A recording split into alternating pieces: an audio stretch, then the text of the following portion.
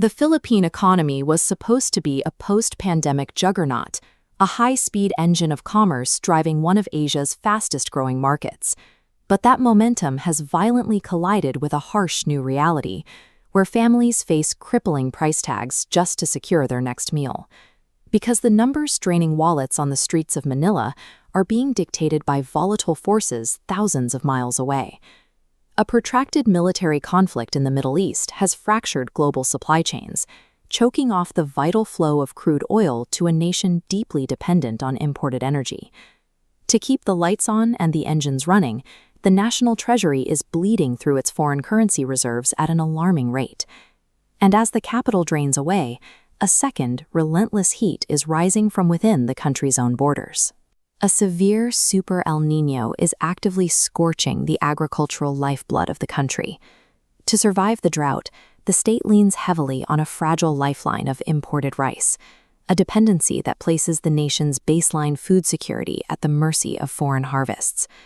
Yet while external shocks and nature squeeze the population, the leadership required to navigate the crisis has completely fractured.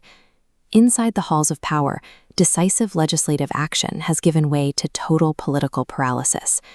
The formidable electoral alliance of 2022 has shattered, pitting the Marcos and Duterte dynasties against each other in a bitter power struggle shadowed by the looming threat of the International Criminal Court.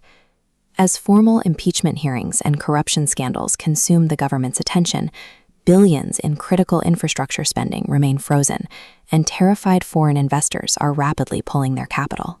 With energy, food, and governance all buckling simultaneously, the financial foundation is giving way.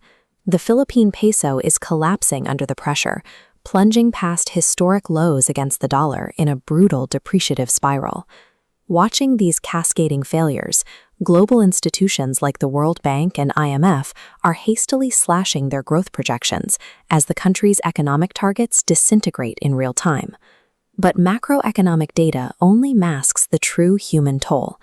Millions of overseas workers and local families are now caught in the crosshairs of stagflation, facing a relentless squeeze with no clear exit in sight. Emergency cash subsidies, suspended fuel taxes, frantic 11th-hour countermeasures. Will the dam hold? Discover the math behind the economic storm. Watch the full analysis.